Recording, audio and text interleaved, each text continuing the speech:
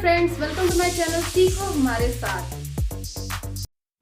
आज की वीडियो में हम जानेंगे स्कीमा क्या होता है। स्कीमा को हम दो तरह से डिफाइन कर सकते हैं, logical representation of data in database और दूसरा स्ट्रक्चर।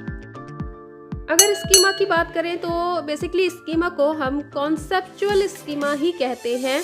तो अगर इसको डिटेल में डिफाइन किया जाए तो ये 3 टाइप्स की होती है। इन जनरल इसे कॉन्सेप्चुअल स्कीमा ही कहा जाता है, या फिर हम ये कह सकते हैं कि ये डेटाबेस का एक तरह से ब्लूप्रिंट है। इसको एक एग्जांपल की तरह समझते हैं कि जैसे हम कभी कोई घर बनाते हैं तो घर बनाने से पहले तुरंत घर बनाना शुरू नहीं कर देते, उससे पहले उसका डिज़ाइन तैयार करते हैं कि हमें कितने कमरे रखने हैं और कहाँ पे डोर होगा और कौन से रूम की कहाँ से कनेक्टिविटी होगी या किस तरह से हमें बनाना है, उसका एक ब्लूप्रिंट तैयार करते हैं।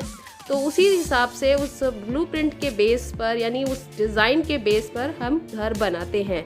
इस तरह से अगर हमें किसी कंपनी का डेटा स्ट्रक्चर यानी डेटाबेस डिज़ाइन करना हो तो उसके लिए सबसे पहले हमें उसका स्ट्रक्चर डिज़ाइन करना होगा, यानी कॉन्सेप्चुअल स्कीमा डिज़ाइन करना होगा, यानी उसका ब्लूप्रिंट डिज़ाइन करना होगा कि उसमें कितनी टेबल्स यानी स्कीमाज रखनी है, उसको कैसे रिलेट करना है, उसकी डेफिनेशन, उसकी एट्रीब्यूट और उसका ब्लूप्रिंट तैयार करना होगा।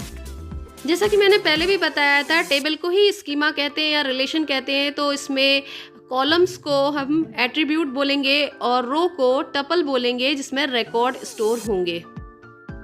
अब नेक्स्ट क्वेश्चन ये उठता है कि डेटाबेस डिज़ाइन कैसे होगा। तो उसके लिए वही एग्जांपल हम दोबारा से लेते हैं कि घर में जब हम उसका ब्लूप्रिंट तैयार करते हैं तो उसमें सबसे पहले ये डिसाइड करते हैं कि कितने कमरे होंगे, कमरे यानी कि कितने रूम्स होंगे। उस हिसाब से डेटाबेस में ये भी डिसाइड कर सकते हैं कि कितनी टेबल्स होंगी। तो एग्जाम्पल की बात करें तो उसमें कितने रूम्स होंगे और हर एक रूम में क्या हम इंटीरियर रखेंगे, क्या एट्रीब्यूट रखेंगे, कैसी लाइटिंग रखेंगे, उसके एक तरह से एट्रीब्यूट हो गए हर एक कमरे के, और उसको हिसाब से हम उस पर काम करेंगे। तो हर एक कमरे को दूसरे कमरे से कैसे लिंक करना है या जोड़ना है, तो उसी तरह से हम डेटाबेस डिज़ाइन करेंगे। तो वैसा ही कुछ हम डेटाबेस डिज़ाइनिंग में भी करते हैं कि सबसे पहले हम ये डिसाइड करते हैं कि डेटाबेस में कितनी टेबल्स यानी स्कीमाज होंगी और हर एक टेबल के क्या क्या एट्रीब्यूट्स होंगे और उस एट्रीब्यूट्स में किस तरह की चीज़ें होंगी और एक टेबल दूसरे टेबल से यानी एक स्कीमा दूसरे स्कीमा से कैसे लिंक करती है, रिलेट करती है। तो ये एक डेटाबेस डिज़ाइन करने का बेसिक कॉन्सेप्ट होता है। अब जानते हैं कॉन्सेप्चुअल स्कीमा का काम क्या होता है। मान लीजिए हमें किसी कंपनी का डेटाबेस डिज़ाइन करना है तो सबसे पहले हमें उस कंपनी की वर्किंग को समझना होगा और उसे एक टेक्सचुअल डिस्क्रिप्शन में हम लिख लेंगे। फिर उसके बेस पे ER डायग्राम बनाएंगे यानी एंटिटी रिलेशन डायग्राम बनाएंगे। एंटिटी यानी स्कीमा या टेबल और उसके बीच में रिलेशन का डायग्राम डिस्क्राइब करेंगे, उसे बनाएंगे। फिर उसके बेस पर हम कॉन्सेप्चुअल स्कीमा डिज़ाइन करते हैं कि कितनी टेबल्स होंगी और उनमें क्या लिंक्स होंगे, क्या एट्रीब्यूट्स होंगे। ये सारी चीज़ें कॉन्सेप्चुअल स्कीमा के फॉर्म में डिज़ाइन करते हैं। फिर उसके बाद हम कोई भी डेटाबेस डिज़ाइनिंग का प्लेटफॉर्म चूज़ कर सकते हैं according to requirement database management system के लिए। जैसे SQL में क्वेरी डाल करके डेटाबेस डिज़ाइन करेंगे। आइए अब समझते हैं स्कीमा और सब स्कीमा क्या होते हैं। DBMS में जो परमानेंटली टेबल्स या स्कीमा सेव होती हैं उसे स्कीमा बोलेंगे, और उससे रिलेटेड उनकी परमिशन के अकॉर्डिंग या जिस तरह की क्वेरी चलाएंगे उस हिसाब से जो फील्ड और उससे रिलेटेड रिकॉर्ड उठ करके क्लाइंट के पास आएंगे या जैसे दिखेंगे वो सब स्कीमा होगा। तो इसको एक एग्जाम्पल की तरह समझते हैं।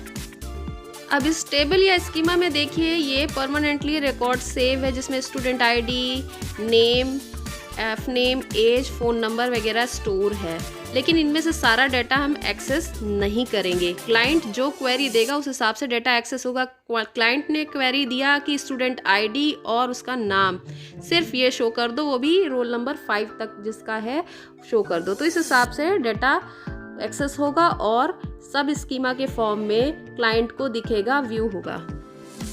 अब बात करते हैं लेवल ऑफ स्कीमास की। ये 3 लेवल्स होते हैं इसमें। पहला एक्सटर्नल स्कीमा, कॉन्सेप्चुअल स्कीमा और इंटरनल स्कीमा।